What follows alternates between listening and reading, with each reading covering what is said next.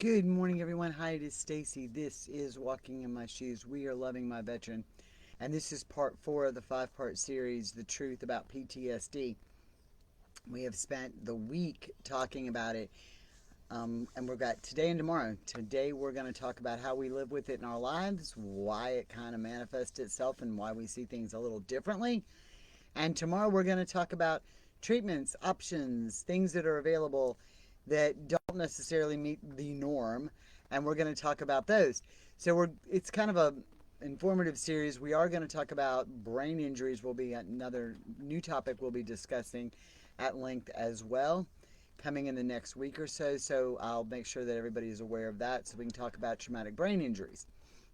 Before we get started, you know I have to have my coffee. So grab your coffee and we will get started. And we're going to talk about PTSD in our house. How do we live with it? How do we deal with it? Oh my gosh, that's so good. So there's some things we need to really understand about the way we see things differently. Good morning, Jen. The way we see things very differently in our homes, and it's our vision of how we see things. And we did a great exercise in one of the classes on perception, right, and perspective, and it was eye opening how we all saw it differently. Good morning, Kathy. How we all saw it very, very differently. But we have to understand the differences, and that's how we learn to live with it. People want to say, oh, it's PTSD, it's mental, here's a pill, we're going to get fixed, everybody's going to go on and live their happy life. And from someone who has PTSD and lives with someone with PTSD, I will throw the bullshit flag. Okay, it's just not, it doesn't work that way. So what we have to understand is visions of good days and bad days. Okay, how do we see the vision? Good morning, Aaron. And I can relate this back to an EMS world, and I think it's an easier world sometimes for somebody to understand. But here we have this for us. What is a good call in EMS? All right, well, a good call isn't taking somebody in with abdominal pain and a bowel blockage, right? I mean, yes, it's an emergency. Yes, they need surgery. Yes, they got to get it fixed. Yes, it is a bad situation, but we don't define that as a good call, right? Our good calls had to do with injuries, wrecks. Oh my God, we went to the best wreck ever. I talked to my son, who's a medic, and it's like, Mom, we had the best call ever. And there was blood, and there was this, and there was a shooting, and there was this, right? So we define it in our head as a good call. Yeah, and so we think about it that way. We think about that being a good call. We live on this adrenaline level that is higher than most. Our veterans did the same thing. Right? They wanted to see the good explosion, the good this, the good that. It was a good thing. You know, while all branches of the military have, in basic training, have tough stuff to go through, we tend to be able to relate better to the Marines' crucible, right? And so here they are, day one, when you go in and you're terrified of completing the crucible, right? It's like days of no sleep, hiking, being in the worst condition ever, being in this high-paced environment, living with this. So they live in this world, and everybody dreads it when they first go in. They're like, oh my God, I don't want to do that. Oh my God, I don't want to do that. Oh my God, we don't want to do that.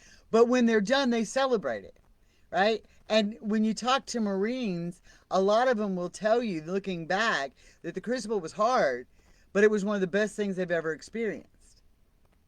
Now, none of us normal people are going to really believe that no sleep for 2 days, hiking 300 miles is what it seems like, right? Climbing through the ditch, being in freezing cold water up to our necks, shooting at things. We're not all going to think of that as a good day. We think of our good days, and we define our good days as how much peace can we have? How much quiet can we have? How much can we go through life without explosions, without changes, without controversy, without stuff? But when you live in an adrenaline-paced world, And again, even though they may have only been in 4 years or 5 years, or they've been in 20, doesn't matter. Your brain forms around your actions at about 25. So when you live in this high-paced world of adrenaline, and so we're dealing with adrenaline in a high-paced world of what is good, we live in those worlds. Our body uses more adrenaline. We tend to say that we're psyched up on adrenaline, which is a normal drug in our brain. It's normal for us. Everybody has it.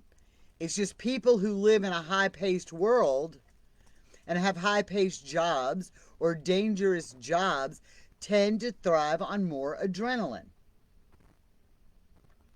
The other thing that we really do miss in this whole thing is testosterone. The research has been done that veterans live on a higher rate of testosterone than normal people. And so you've got all these things that are going on in the world, and then you have the PTSD moments, the true memories of a bad situation, right? And because our brains don't store them where they need to go, because we go through this thing of trauma layering, which is a whole nother thing we'll talk about later. We go through all these repetitive traumas that we'll deal with later, and we're going to get to that later. We're going to unpack that bag later, and we just stack it all up. So these memories are all just kind of cluttered right up in here, and they're easy to recall. Memories are very easy to recall. And we all experience it. We just don't experience it with the intensity that veterans experience it with, or the intensity that people who have watched repeated trauma and live on adrenaline, we don't experience at their levels. And so what we find is we get these PTSD moments that come into our lives. And a lot of them are not real PTSD moments. There's other things. There are true PTSD moments. And we have to learn to differentiate between them, because there are key factors that deal with both. So when you come into your life, and now we know we've got this stuff going on, we know there's this crap going on in our life, how do we go from fine to not fine in like 2.2 seconds? You know, think about the car commercials where they sit there, they say, oh, we can go to 0 to 60 and whatever. Y'all ought to be in our life, honey. We can go from 0 to 180 in a half a second, because we are completely flipping our world around in a half a second. There's got to be some normal to our lives. We cannot live our lives in pure chaos every single minute of the day. And what we see, the spouses see, the families see, the loved ones see, is we want a different level of chaos, or not chaos, than necessarily our veterans want. They want that movie to go away. Nobody wants that movie to stay in their head. We don't want that movie there. From the EMS side, I don't want to relive my worst calls every single day, even though when I was actively a paramedic, those were the best calls. They were the things that we thrived on. So for me, I had to really learn to reframe some of this stuff in my head. My best calls are the calls that haunt me. Their best days are the things that haunt them. And so we framed them initially when they happened as good, because we didn't have time to deal with the bad. They were good because adrenaline makes you feel good. Because that rush makes you feel good. So we framed them in our head, and where we stored these memories, because they're not stored where they belong, are here. And now that we're not responding to them with adrenaline, we're seeing the memory for what it really is, and it becomes a horrible event, and it is very easy to get triggered. I can't tell you how many spouses say, I trigger my husband. I can't tell you how many times we feel like we're the blame. How many times have we owned blame? Well, it's our fault. We're triggering them. My veteran even says I'm triggering him. It's not like we intentionally go out and trigger him. We don't intentionally push those buttons. Now, I will say, I'm not proud of it, but when we were going at it, I'd find all kinds of shit to push. Like the venom spewing became good, and I could push buttons. But nobody wants to trigger that. Nobody wants to live in that life. And when I mean nobody, I mean we don't, and our veteran doesn't. If they could make it go away, and I don't mean make it go away with necessarily pills that make them feel weird, because that's what they're going to tell you. The drugs make me feel bad. They don't want to necessarily go to therapies that make them relive it every day. I'm not saying they're not effective. Right? I'm not saying it's not effective, but they don't want to live with that either. They just want it to go the hell away. And we want it to go the hell away. And it doesn't. So we have to learn to live with it. And we have to be able to adjust to it in our lives. And is there a way to do it? Absolutely. Is it easy? Absolutely not. You've got to be able to be committed and say, is it worth it? Is it worth it? And what we find is that people who have done this long term, if you have lived with this chaos long term, it's almost like you're comfortable there. You don't like it when it's happening. You don't like it when it's happening, but it's comfortable because it's familiar. And there's times that we go through that in our lives. There's times that we go through this and we don't like the chaos, but we don't know what to do when the chaos isn't happening. And so we go through this moments in our lives because we go back to what is comfortable. It doesn't mean it's healthy. It doesn't mean it's good.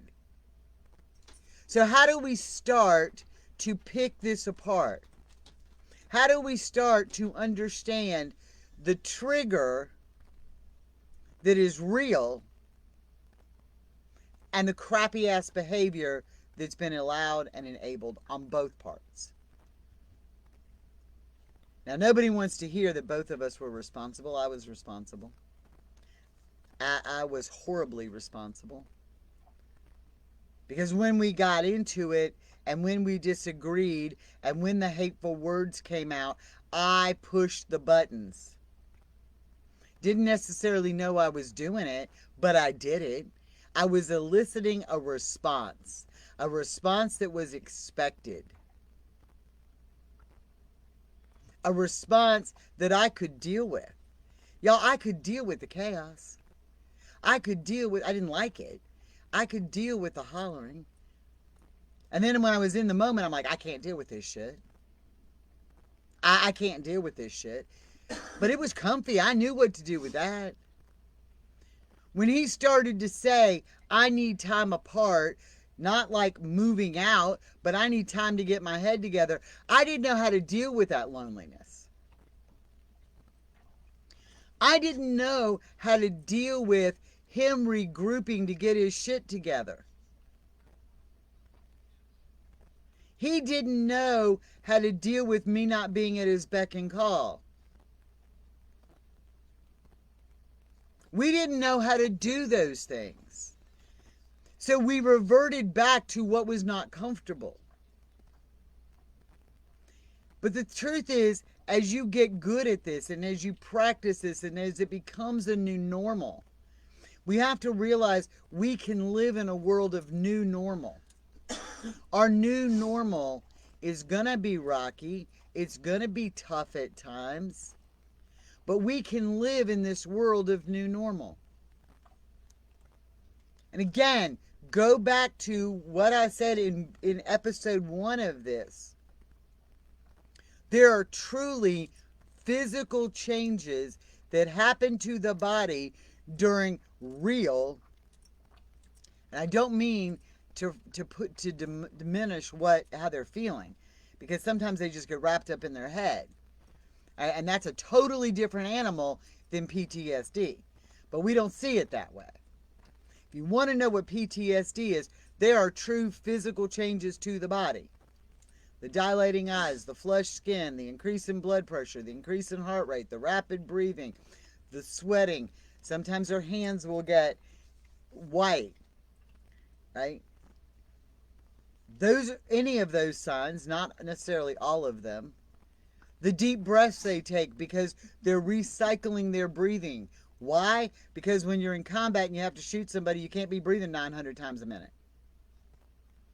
Those are true symptoms and signs of that PTSD moment. That's when they're in that space, in the PTSD moment.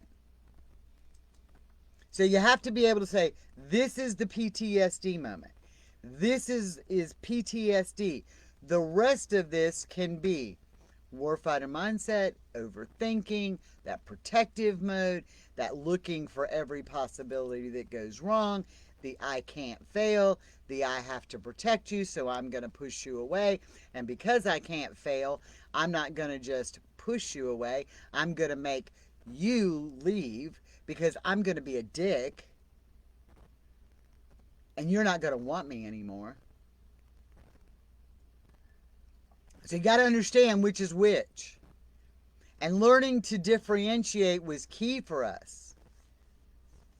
Learning to understand, hey, this is the way his brain is programmed, and this wasn't PTSD, and I can't just go in and give you some magical pill, and the programming is not just going to go away. I couldn't do that. I couldn't make it better that way. That is a different animal. So when we're sitting here talking about how do we deal with the PTSD side, there are certain things that we know trigger them. Every single person triggers differently. And depending on what memory it brings back, those triggers can be very different. All these memories are stored in this right up top, like on your desktop. And so there are different memories. There's different memories that are stored, and depending on the trigger is which memory comes back. It can be a sight. It can be a sound. It can be a feeling. It can be a taste. It can be a smell. And the easiest way for me to be able to bring that back full circle, where most people understand it who don't live it, was in the perception thing. We showed a picture of a house fully involved. Well, in the group of people, 3 of us had been first responders. So the 3 of us, while we didn't see it exactly the same, the 3 of us had a totally different description of that fire, because they were very similar. We had different than the rest of the group. You know, we were the people that were able to say, when I said, what'd you see? We saw a fully involved house. The rest of the people may not have been able to see it that way. We were looking at things like attack lines, because that was the memory it elicited to us, is how we had experienced it in the past. Then there were other people had never experienced this. They were more aware of like flame and this and that, and not the active fire scene. And then there was somebody who had lost their house in a fire and watched their house burn. And they instantly got the smell. They heard like people crying when they saw that picture. I didn't think about that. I'm looking at unstable roofs, and I'm looking at totally different stuff, and I'm listening to the sound of the pumping of the engine to make sure that the water's doing. So we're looking at it totally different because that memory was triggered differently. So we may not know what memory we're triggering or is being triggered. And they may not know that. Y'all know how many times you can walk through a mall? Well, they don't even have malls anymore. Or go in the store and the smell of somebody's perfume can take you back somewhere. Do you know how many times you can walk in somewhere and somebody be cooking and it reminds you of a smell, of a memory that you're bringing back? Oh my God, it smells just like when my grandmother cooked. This smelled just like the holidays we had. The same thing is happening to them, but it's pulling a memory. And what we need to understand is that nothing we do will stop that PTSD, the PTSD moment from happening. We know the normal stuff. The big normal stuff we know. We know loud noises, explosions, those kind of things. We know those. Those are normal. Intestinal explosions. But what happens when your injury and the memory of something horrible happened because you were hit by a car? What happens then? Right?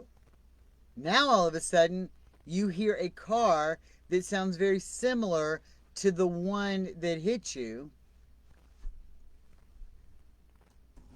Your memory is now triggered. Because it is triggered based off of a sight or a sound or a smell or a taste or a feeling. Now, you could hear that same sound of a car. Say you were hit, let's say that you were injured by a car as you were crossing the street. And it was nighttime. And it happened on a summer night. Because all that's going to be important. And so, you're injured by a car, it was nighttime, and it happened on a summer night. So now you hear this car coming. But it's daytime. And it's winter. So the same sound of the same car in daytime and in winter may not trigger you, but it would if it was nighttime and it was hot outside.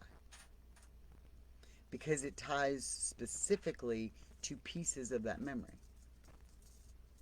And we don't understand that until we understand how the PTSD mind works. So for all of you who say, I'm my husband's trigger, you're not.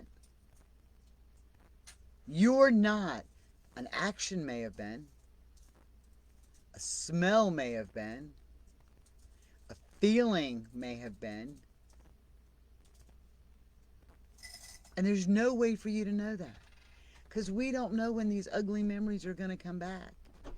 We don't know when these ugly memories are going to come face to face with us. So when you sit here and you say, I'm the trigger, you're not. An action you perform may very well be a trigger. And I'll give you an example. So, didn't matter if we were fighting or we were happy. Didn't matter. We have a couch. Carl always sits on, you're sitting in it, on the left side of the couch. Always. Well, I went to go, I love you, give him a kiss, whatever. I put my hand on the back of the couch and the other hand on the arm of the couch. I could instantly watch his body language change. Instantly. And he went from being perfectly normal to this very guarded, triggered almost moment. I didn't realize at the time that my hand on the back of the couch and my hand on the arm of the couch made him feel trapped. Now, we may not have been arguing at all. It may have been a great day. But the moment I did that, it took him back to a feeling of being trapped, and it triggered him. It wasn't until he said something that I realized it. Do I still lean over and kiss him on the couch? Yes, absolutely, every night before I go to bed. I just don't put my hand on the back and my hand on the arm. It wasn't me kissing him that was triggering him. That wasn't it at all. It was the way I positioned myself that did it. So those are the type of things you have to understand. You're not triggering them. Your action may be. Your action may be. And for God's sakes, when they are triggered, you can't say, well, what did I do? Because that's what we do. We do this, right? So we see them triggered. We think we've done it, and it may have been our action. It may have been something on TV. It may have been a car riding down the road. It may have been something they saw on their phone. It may be a smell. It may be that they were thinking. It may be that a memory popped up on Facebook. It could be thousands of things. But when they're triggered, you can't go, what did I do? Because then it becomes, you just triggered me. You're my trigger. You're my problem. It's all you. Because they're not thinking. They are in that moment wherever I took him back to when I've made him feel trapped. That's where his mind went. And what you've got to understand is that when the PTSD goes back to a memory, you were not part of that memory, so therefore you don't exist in their response. You become, and he just said it, if it was during a combat situation, you become a blanked-faced combatant.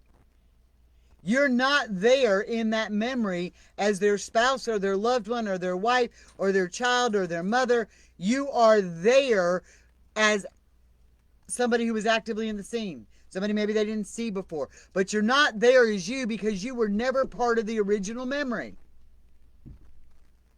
And we don't understand that. Love you too. Leave it with me. I will. We don't understand that. We don't see that. So when you feel like you're triggering your veteran, after the moment's gone, and it may be a day, it could be later that day, and you realize it was something in your behavior that did that, you can ask. And I said, hey, look, I went to give you a kiss and you just totally freaked out. What happened? I don't know. I'm like, okay.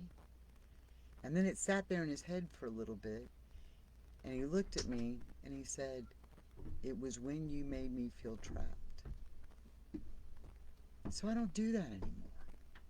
Why? Because I don't want to live with the repercussions of that shit. Because I don't want to live in that PTSD moment. Because I love him, I don't want him to relive that moment either. And if my action, my single action, was bringing that memory back, I'm not going to do that action again. But what happens is when we get caught up in our heads, we start feeling guilty and we start taking blame and we think it's all about us.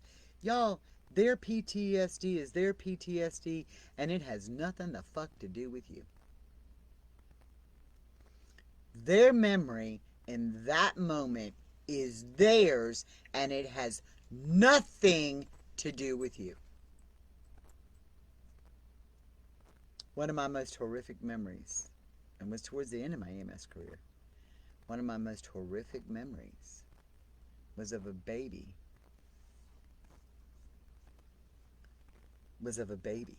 being dipped in boiling water. And occasionally, I'll go back there, right? And sometimes it has to do with a pot of water boiling. Sometimes it has to do with him coming out and having like a towel over his head because they dipped a towel over this baby. And so he has absolutely nothing to do with that memory. He wasn't there. We don't have children together. So there is no point of part of him that has anything to do with that memory. And when it triggers in me, I don't see him. I don't see him at all. I don't see the little pot of boiling water. I see the big one. I don't see him at all. I don't see him. And that's where we have to understand. We don't intentionally trigger them. But when you start to figure out what is triggering, and when I talk about being a trigger, I'm talking about being a trigger to a specific memory. And what we do is we tend to blanket throw, and you're my trigger, you're triggering me, it's all about you, you're doing this, you're doing that, da-da-da-da-da. That's not necessarily it. Because they don't know how to communicate well. And we talk about this all the time. They don't know how to communicate well, and they get frustrated getting it out. It just becomes, you're fucking triggering me. You did. You didn't realize it. You think about clicking a pen top. You know, when you have those little pins that you click the top of? When I was talking to a group of veterans, that clicking the pin top triggered them. Carl hates it when I do that. He gets really weird acting when I do that. And he couldn't even tie it to what it was.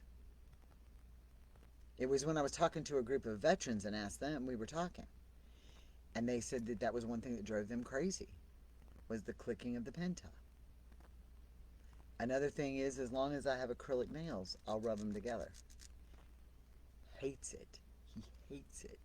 It takes him back to a weird spot. I'm like, what does the clicking of a pen top and my nails have anything to do with it?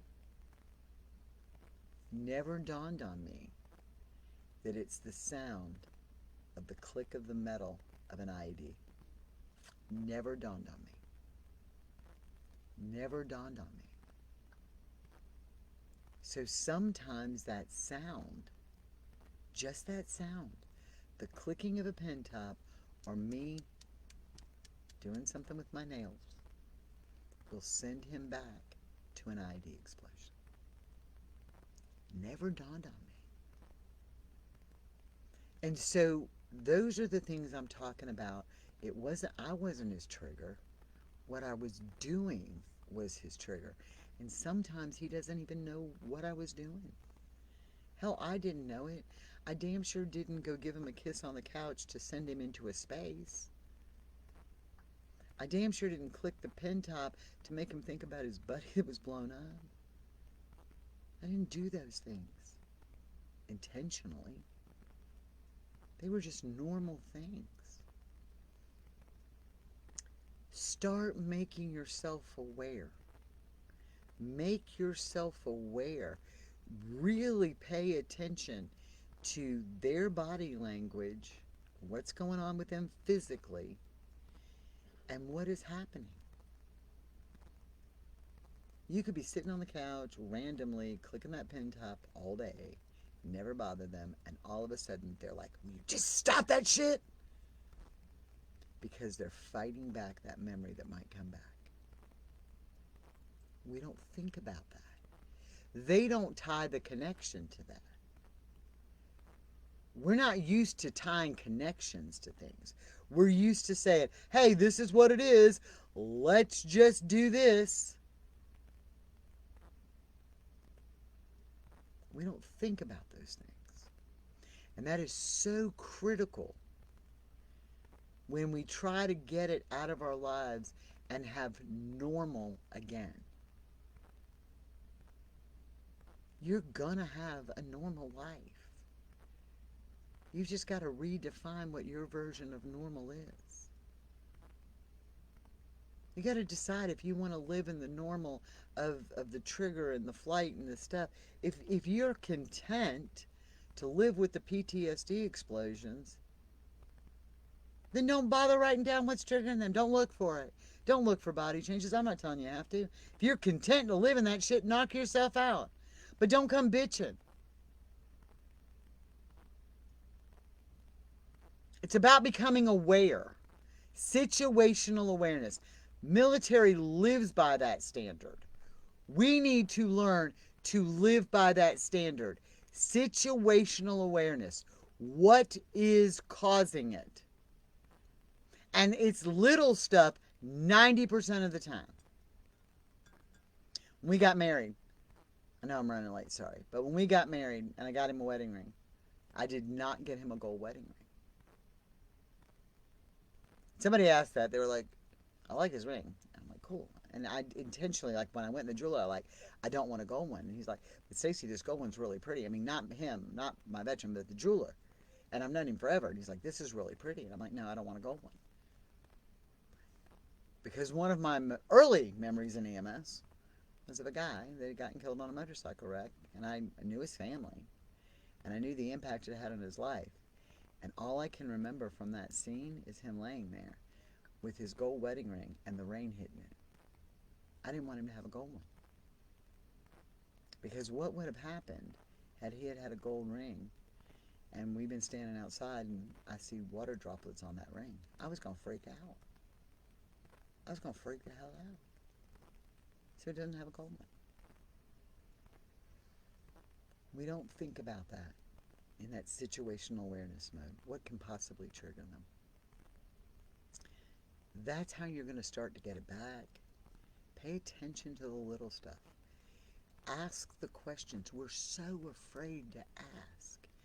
And you don't have to go in like a bull in a china shop and say, well, let me just tell you, you had another damn PTSD moment. And you were all triggered. And I don't know what the hell did that to you, but I had to have done something because you're going to blame me for it anyway. So tell me what the fuck I did. Because that's how we come across. Instead of the exact same question in a totally different manner, changing your verbiage will totally change that thing, because you automatically put them in fight or flight defensive mode with that approach versus, hey, you know, yesterday when I was getting ready to give you a kiss and I kind of leaned over, your body changed. What happened? That's a totally different approach, and you ask the exact same question. That's where I got my answer. I changed my approach. That's where I started to get my answer. And it's been changed. It's changed our lives. We live in a house where 2 people have PTSD. Come on, people. We got all kinds of shit. Ain't just one, it's both of us. So we really have to learn to communicate that way. And there's sometimes you're never going to stop it. It's going to happen. It's going to happen. And when those PTSD moments happen, especially when they happen in public, he gets really embarrassed by it, and then he almost gets angry. And he's not angry at me. He's angry at himself for acting that way because he was triggered. And he's embarrassed, and he's angry. And that anger sometimes deflects to me, but he's now even gotten to a point where it doesn't do that anymore. He now goes, it's my fault. I did it. I'm mad at me. Why can't I control this? I'm like, you can't, because it's automatic. And we have to remind him it's automatic. And that being said, I'm going to get up here. I know I'm running late. Tomorrow, we're going to talk about treatments. Treatments, things that work, ways to get it under control, the different kinds. I have the resource list, so you'll be able to work through the resource list. And I'm not going to tell you one treatment is better than the other. They all work differently because no PTSD is exactly the same. None of our experiences are exactly the same. So I'm going to talk about those, and I'm going to lay out some different options, because you can't make a decision if you don't make an informed decision. And we're going to talk about that tomorrow. Informed decisions on PTSD treatment. Now, we'll deal with the rest of the stuff and the warfighter mindset and the communication breakdown and how we see the world differently. We got all that. We can deal with all that. And we're going to talk about TBIs coming up. So these are all topics that are really going to change your life. So stay involved. Don't forget, again, we have a donation page up. It is the end of the year. In order to provide programming that we do, takes a little bit of that green stuff from time to time. So dollar, $2, no amount is too small, too big, whatever you can afford. If this is impacting your life, please help us out so we can continue to do this and continue to grow. We've got the retreat coming up, so we need to be able to cover those expenses and do more of them. So we've got to get all that straight. But there is a thing you can do it through PayPal at Loving My Veteran. That's how we're doing that. Y'all have a blessed day. I am going to get off of here. I'm Stacy. This has been Walking in My Shoes. We're Loving My Veteran. I love mine today, every day, and always. Y'all have a blessed one. Bye.